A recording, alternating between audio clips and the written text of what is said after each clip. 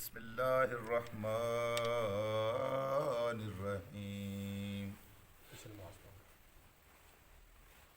الم تر الی الذین بدلوا نعمت اللہ الم تر الی الذین بدلوا نعمت اللہ کفرا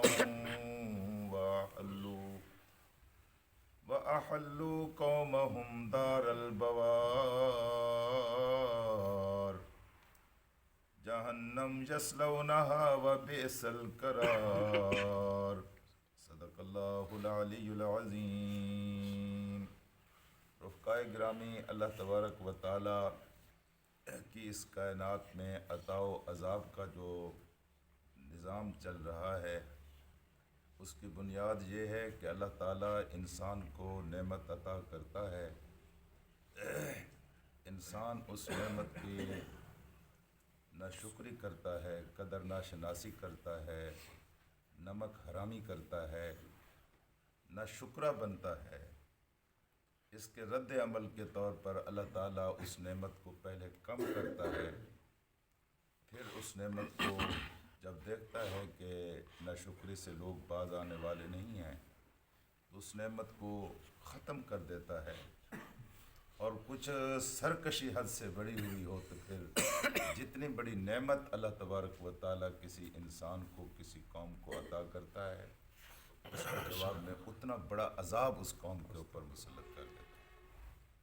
یہ سارا قرآن اسی فلسفے سے بھرا پڑا ہے، اور قوموں کے بے شمار واقعات ہیں جو اس قرآن حکیم کے اندر درج ہیں، اور سب کا خلاصہ یہی۔ ایک نعمت وہ ہوتی ہے جو آپ کو خود اللہ تعالیٰ عطا کرتا ہے، اس نعمت پر بھی شکر ادا کرنا چاہیے۔ اس نعمت پر بھی شکر ادا نہیں کرتے تو اللہ ناراض ہوتا ہے۔ لیکن ایک نعمت وہ ہوتی ہے جو انسان اللہ سے مانگتا ہے، اللہ سے مطالبہ کرتا ہے، فرمائش کرتا ہے، خواہش کرتا ہے، اور پھر اللہ تعالیٰ انسان کو وہ نعمت اس کے مطالبے پر عطا کرتے ہیں۔ اس مانگی ہوئی نعمت پر اگر انسان نہ شکری کرے تو یہاں عذاب کی کیفیت پہلی نعمت والے عذاب ایسی نہیں ہوتی، یہاں سخت ترین عذاب اللہ تعالیٰ دیتا ہے۔ حضرت عیسیٰ علیہ السلام کی قوم نے کہا تھا کہ کچھ آئے نہ ہمارے پاس، 40 دن 30 دن کے انہوں نے روزے رکھے۔ روزے رکھنے کے بعد انہوں نے اپنے نبی سے کہا کہ اصول ہے زمانے کا، کوئی انسان محنت کرتا ہے 30 دن، تو ہم نے 30 دن محنت کی ہے، روزے رکھے ہیں، ہمارے لیے کوئی دسترخوان، کوئی نعمت اللہ تعالیٰ کی طرف سے آنی چاہیے۔ ہاں جی، تو حضرت عیسیٰ علیہ السلام نے ان سے کہا خدا سے ڈرو، ایسی باتیں نہ کرو۔ انہیں کہ اس میں خدا سے ڈرنے والی کون سی بات ہے جی؟ ہم کھانا مانگ رہے ہیں، اور تیرا جو خدا ہے اس کے خزانے بھرے ہوئے ہیں، اس کے لیے کیا مشکل ہے؟ تو ڈراتے رہے خدا کے نبی، لیکن وہ اصرار کرتے رہے۔ پھر اللہ پاک نے ان کے اس مطالبے کے اوپر آسمان سے کھانا بھیجا، من و سلوہ کی صورت میں جی، کھانا آیا، یہ کھاتے رہے، اور مہینے کے بعد یا 40 دن کے بعد پھر اللہ تعالیٰ نے آزمائش شروع کر دی کہ اب یہ دسترخوان جو آ رہا ہے اس سے صرف وہ لوگ کھائیں گے جو غریب ہیں، امیر نہیں کھائیں گے۔ لیکن کہاں رکنے والے تھے، امیروں نے پہلے سے بھی زیادہ کھایا۔ پھر اللہ تعالیٰ نے شرط لگائی کہ کوئی اس خزانے کو سٹور نہیں کرے گا، کل تک بچا نہیں رکھے گا۔ انہوں نے اس کی بھی خلاف ورزی کی۔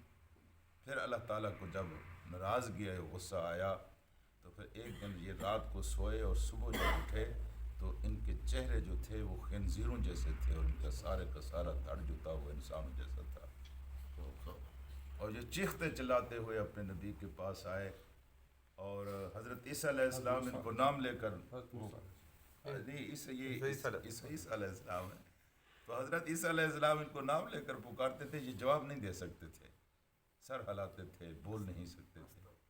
3 دن اس کیفیت میں رہے، پھر سینکڑوں کی تعداد میں یہ تڑپ تڑپ کر مر گئے۔ قوم سبا کا ذکر آتا ہے، اللہ پاک نے اس کو ایسی خوبصورت سرزمین عطا کی تھی، چلو ہم تو پاکستان کی سرزمین کو بھی اس جیسا کہہ سکتے ہیں، یہ باغات تھے، اور اتنے لدے پھدے باغات تھے، اور اتنے زبردست قسم کے پھل اور فروٹ تھے کہ یہ ٹوکریاں رات کو رکھ آتے تھے درختوں کے نیچے، اور صبح خود بخود پکے ہوئے پھلوں سے بھر बलदतुन तय्यबतुन व रब्बुल गफूर।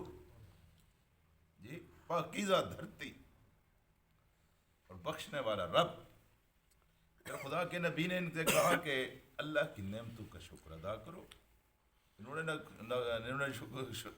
कुफरान नेमत के रास्ते पर चल पड़े। फिर अल्लाह तबारक व तआला ने इनके ऊपर सैलाब भेजा। जी, सैलाब किस तरह का था? ये जो डैम आजकल बने हुए हैं, ये उस टेक्नोलॉजी का चरबा है, नकल है। मलका सबा ने ये पहला डैम बनाया था कि ज़्यादा पानी आता था तो ऊपर वाला दरा खोल देते थे, दरमियानी पानी आता था तो दरमियान वाला दरा खोल देते थे, और थोड़ा पानी आता था तो नीचे वाला दरा खोल देते थे। ये डैम वहाँ की नकाली है जी। और फिर जब ये नाशुक्री के रास्ते पर चले तो अल्लाह तबारक व तआला ने वहाँ इनकी फसलों के अंदर चूहे पैदा कर दिए। चूहे जो इनकी फसलों को भी खा गए, लेकिन इनकी फसलों से बढ़कर किस चीज़ को खाया? उन्होंने इसके डैम के उस निज़ाम को खोखला कर दिया। और फिर यकायक सैलाब आया और उस पानी के अंदर इनके सारे बागात भी बह गए और उनके घर भी बह गए। है जी मेरे अज़ीज़ दोस्तों, ये अल्लाह की दी हुई नेमत की नाशुक्री की सज़ा है जो कौमों को मिला करती है। ख़ुद आप अपने पाकिस्तान को देखें, ये पाकिस्तान खुद ही तो नहीं मिला था, आपने मुतालबा करके लिया था, नारे लगा कर लिया था, फेफड़ों की पूरी कुव्वत के साथ आपने कहा था कि पाकिस्तान का मतलब क्या? ला इलाहा इल्लल्लाह। तो फिर आपने क्या किया इसके साथ, और आपके साथ फिर हो क्या रहा है? आप ये भी देखें, यहाँ बहरान आटे का नहीं है, 150 रुपये आटा मिलता है किलो, तो कोई मसला नहीं है। यहाँ बहरान महंगाई का भी नहीं है, कोई मसला नहीं है। यहाँ लाकानूनियत का भी कोई मसला नहीं है। यहाँ असल बहरान ये है कि कौम की मत मारी गई है। कौम नुकसान करके भी नहीं समझ रही कि कोई नुकसान हो गया। इस सूबे में 14 साल से एक हुक्मरान, एक पार्टी की हुकूमत है, ये सिंध में।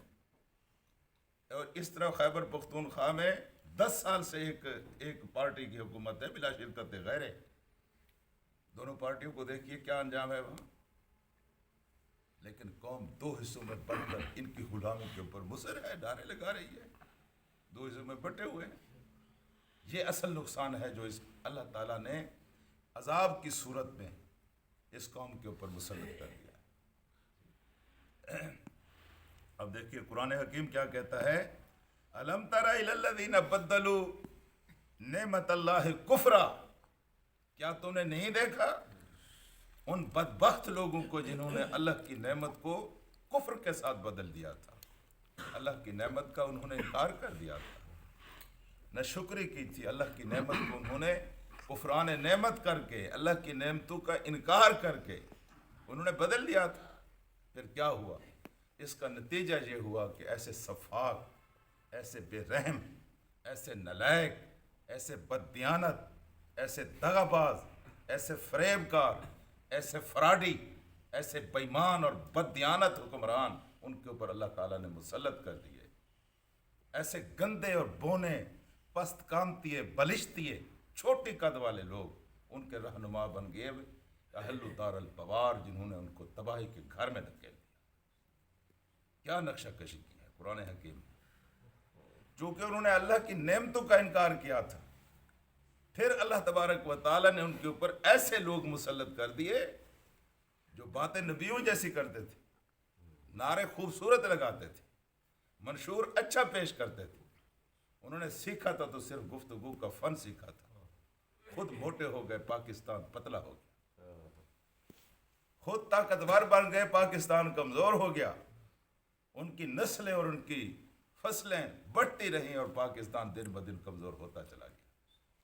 ये कुरान हकीम ने दो फिक्रों में सारी तस्वीर खींच कर रख दी है कि क्या हुआ। वह अहल्लू कौमहुम, उन्होंने उतारा कौमहुम, अपनी कौम को, दारल बवार, ऐसे दार, ऐसे घर में जो तबाही और बर्बादी का घर।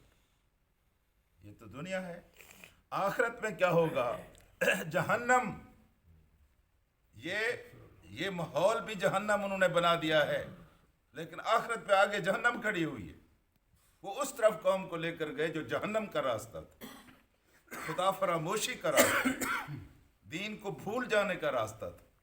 اللہ کی عبادت سے لا تعلق ہونے کا راستہ تھا. ایسا ماحول انہوں نے بنا دیا.